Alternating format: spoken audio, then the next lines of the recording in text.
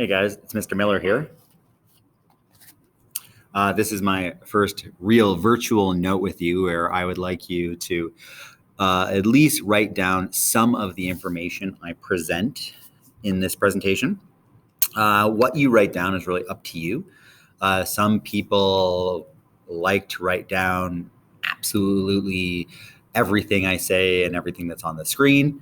That's up to you, but learning how to synthesize and really distill down to the most important points is what I really want you to write down.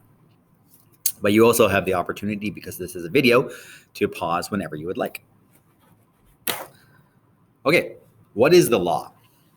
So law can be, in a very expansive term, a lot of things to a lot of different people.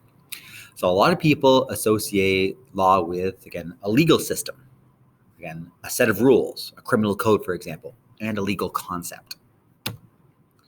So the law as a legal system is comprised of a network of agencies and institutions, think again, the police and courts and jail, and procedures developed to perform a specific function, deliver justice. Again, a law as a set of rules enacted by a governing authority.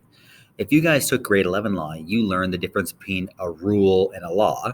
And the primary difference is a law is a rule, again, set forth by the government and kind of punishable by the government if you break it. Again, the law can also be considered a concept. So this is a nice quote I like. So the law is not something static and unchangeable, something that's fixed, but a dynamic process that renews itself in response to society's evolving needs.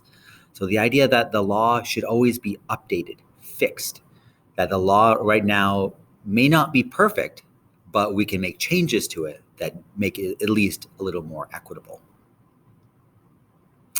And again, the law can become an endeavor to question, define, debate, and resolve some of the larger questions we have.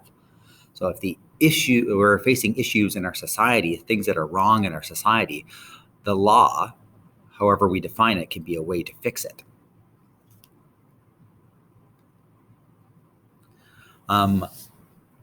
Often, again, I'll use these terms interchangeably, but I want to make sure you understand the difference when it comes to law and justice. We talk about equality and equity. When I think about equality, you can kind of take for what you will from this little picture, but equality is when you literally treat everybody the same. Everybody is treated equally. And in this case, everybody is given the same size box to stand on in order to see this baseball game. But equal doesn't always equate to fair. So even though everyone's treated equally, again, this little boy still can't see anything regardless of that box he was given. This boy probably needed the box, and this man didn't need anything at all. Even though everyone is treated equally, it's not necessarily fair. And when I think, again, the term equity, it's equality, but it's equality of result. Everybody can achieve the same thing. So this man, again, is tall enough to see over the baseball, again, the fence in the baseball diamond, doesn't need a box. But this little boy needs extra support. So again, we can apply the same concepts to the justice system.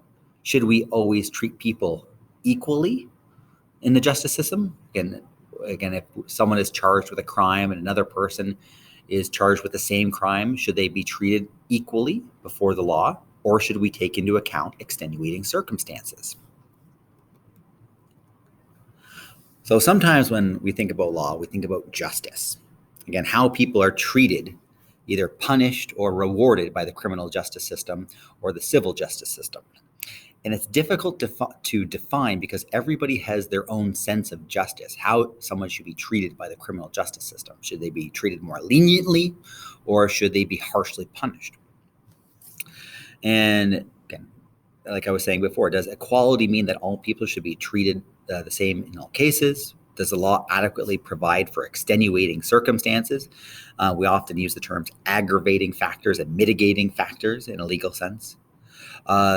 Does the law recognize differences related to cultural and religious beliefs? So should some people be exempt from certain rules because of their religious or moral backgrounds? Does the law decide which factors are the most important? When you hear about a situation, again, it may sound scary, it may sound outrageous from the outset, but should we always consider kind of the mitigating factors when deciding kind of the outcome of a case? And I use the example of Latimer. And there's a short video, again, I'll attach this presentation to the post, but this talks about a man named Robert Latimer. And the short version of the story is he kills his disabled daughter. But you're going to learn about, in this video, there's more to the story. Even though, again, he commits what would look like on the outset first-degree murder. Again, does he deserve our sympathy, though? Again, should he be treated that harshly by the criminal justice system? So, again, please pause, again, this video and go to the regular presentation and then watch this little clip about Rex Murphy talking on Robert Latimer.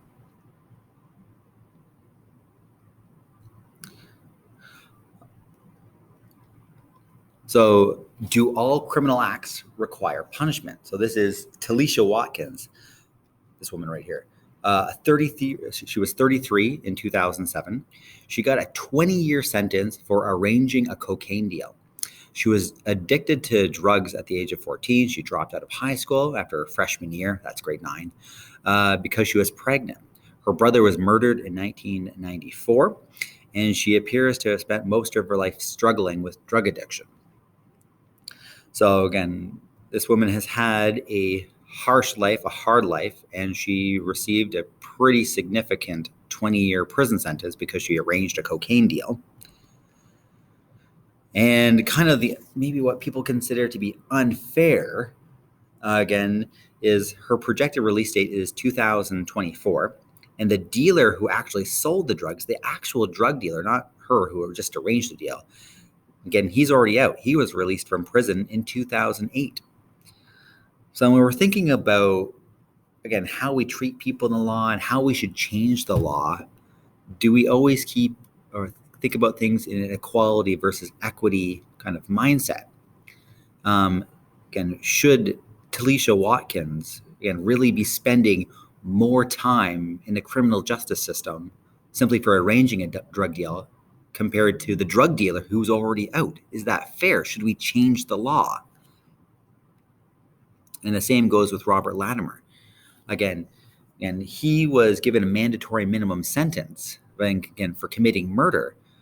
But does the context of his case, the fact that his daughter was disabled in extreme and extraordinary pain, and what he did would be more correctly labeled as a mercy killing, does that kind of change your opinion on mandatory minimum sentences? Should someone who has been convicted of murder, regardless of the circumstances, always receive a harsh and severe punishment, a long prison sentence? And again, you may not agree with the Latimer case or the Talisha Watkins case, and that's okay. Again, some people believe murder is murder is murder, and that person, in this case Robert Latimer, should get a severe sentence. And with Talisha Watkins, again, she did commit a criminal act. Again, they often use the expression, if you don't want to do the time, don't do the crime. And so I don't want you to necessarily kind of swing to my side of kind of the opinion spectrum, but just be considerate of kind of all parts of the case and have an informed opinion about this. Okay, so we'll come back to a lot of these ideas, kind of this changing nature of the law and keeping an open mind and learning about all the facts many times throughout this course. So again, a lot of the issues we're going to talk about are controversial. And again, controversy is good. The law is full of controversy. And we're probably going to talk about things more controversial even than what we discussed in this presentation. But just be aware, again, when you're discussing things with classmates, that they may feel differently, and that's okay. We just have to be keeping an open mind and be willing to debate them in a professional and academic way and not take things personally. Okay, that's it for the note, guys, and on to the next item.